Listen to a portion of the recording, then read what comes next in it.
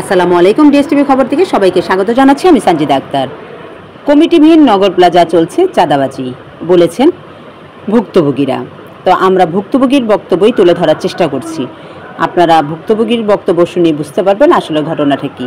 তো আমরা ঘটনা বিস্তারিত জানতে ভুক্তভোগীর কাছে চলে যাচ্ছি। আমাদের সাথে থাকবেন, ডিএসটিভি খবরের সাথে থাকবেন। ধন্যবাদ। আসসালামু আলাইকুম। ওয়ালাইকুম আসসালাম। ভাই, আপনার পরিচয়টা? আমি মোহাম্মদ হাসান খান, নগর প্লাজা 300 স্কোয়ার ফিট আমার দোকান। এটা আমার সিটি কর্পোরেশনের বরাদ্দকৃত এবং খাজনা কাটার আছে। এটাই নগর অফিস থেকে আমাকে বারবার তাগিদ দিতেছে ছেড়ে দেওয়ার জন্য, কিন্তু আমি ছাড়ি না। যার কারণে আমাকে বলতেছে আমাকে মারবে কিংবা মারতে চায় যে আমরা থামিয়ে রাখি, আপনি এটা ছেড়ে দেন, নাহলে আপনার অনেক সমস্যা হবে। সিটি কর্পোরেশন আপনার জন্য বিশাল একটা কেস রেডি করতেছে, আপনি কেসে পড়বেন, আপনি ছেড়ে দেন। আমি বলছি আমার সম্পদ রক্ষার্থে প্রয়োজন, আমার যা দরকার আমি তাই করবো। আর সিটি কর্পোরেশন কেস করলে আমার বিরুদ্ধে করবে, আমি বুঝবো, যেহেতু আমার বরাদ্দকৃত এবং আমার ডকুমেন্টস আছে। আচ্ছা, এই হুমকি ধমকিটা আপনার কে দেয়? এই হুমকি ধমকিটা দিচ্ছে আমাকে নগর প্লাজার সুমন নামে এক ভদ্রলোক আছেন, মনে হয় সভাপতি সেক্রেটারি না কি জানি না। উনি আমাকে বলে যে ওনার লোক সব জায়গায় সেট করা আছে, আমাকে হুমকি ধমকি দিচ্ছে এবং মারবে বলছে। আমি তখন বললাম যে ঠিক আছে, আমাকে মারবে, এমন কোনো মায়ের ছেলে না, আমাকে মারবে, আমার সামনে আসবে। সুমন কি আসলে নগরে কি নির্বাচিত কোনো সেক্রেটারি না? আমার জানা মতো ওনাকে আমি কোনোদিনই চিনি নাই, দেখি নাই, কিন্তু হঠাৎ করে আজকে 5-6 মাস ধরে আমি তাকে দেখছি। এর আগে কোথায় কী করতো আমি জানতাম না, আমি তাকে চিনতাম না। ওই দিনই অফিসে যায় ওনাকে চিনছি। আচ্ছা, সুমনের কি কোনো মার্কেটে কোনো দোকান আছে? ওনার আমার জানা মতে যতটুকু জানলাম তার কোনো দোকান নাই, সে তার এক বন্ধুর সহযোগিতা এখানে বসছে। বসে কি আপনার হুমকি ধমকি দিচ্ছে? আমাকে এই ধরনের হুমকি দিচ্ছে, আপনি ছেড়ে দিতে হবে, না হলে কিন্তু সমস্যা হবে। বিভিন্ন কেস কাভারের হুমকি দেয়, তারপরে আমাকে বলে যে লোক দিয়ে মারাবে। আবার আমার থেকে তারই এক লোক আমার থেকে বলে যে আপনার এই সম্পদের এত এত দাম আছে, আপনি কিছু টাকা দেন, আপনি এটা ঠিক থাকবে।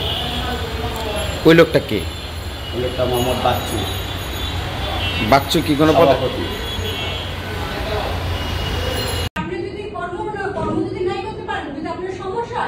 সভাপতির বাসায় কাজ করে আপনি টাকা শুধু আমি কি আমি রেহার বাসায় কাজ করুন কি কারণে? আমি এই কথা থাকি, আমি কোনো বাধা দিই না, প্রথম অবস্থায় বাধা দিই না। পরে ওই আমল নিয়ে গুরু ছিল হেরানা আমার অসহায় পাইবা 1500 টাকা করে বাড়ি দিত, 1500 টাকা করে বাড়ি দিত।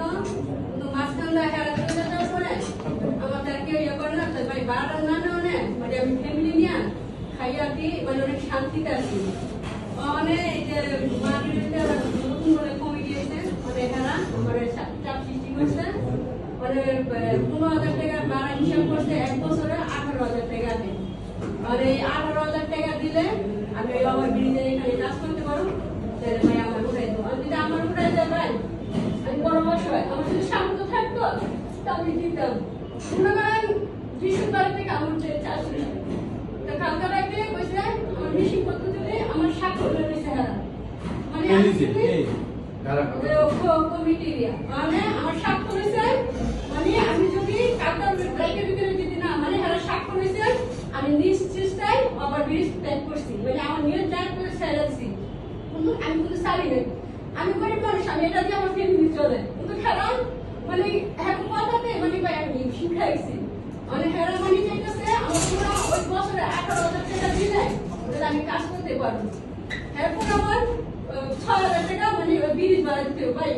আমি যদি 6,000 টাকা ব্রিজ ভাড়া দিতে যেতাম, আমার মতন মানুষ ভাই রাস্তায় ঘুরে আমি কাজ করি না, কিন্তু এটা সত্যি কথা, আমি বড় অসহায়, আমার কষ্ট অনেক ভাই। আমি কারো কাছে বিশ্বাস করি,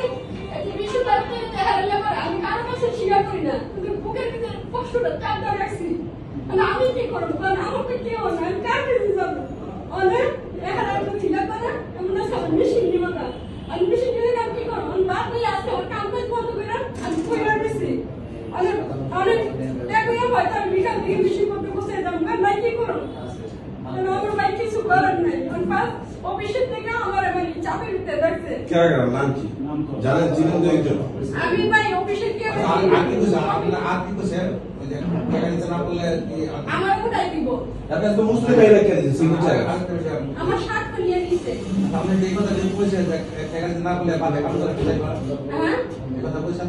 কি ওই হ্যালোকে কি কইছে যে টাকা দিতে না পারেন তে সভাপতি বাসায় কাম করে মানে বিশুদ্ধ দিন এই কথা কইছে কয় আপনি যদি কর্ম যদি নাই করতে পারেন যদি আপনার সমস্যা হয় তাহলে সভাপতি বাসায় কাজ কইরা আপনি টাকা সুদ আমি কি আমি ফিরে হ্যাঁ বসেন কাজ করুন কি কারণে মানে আমি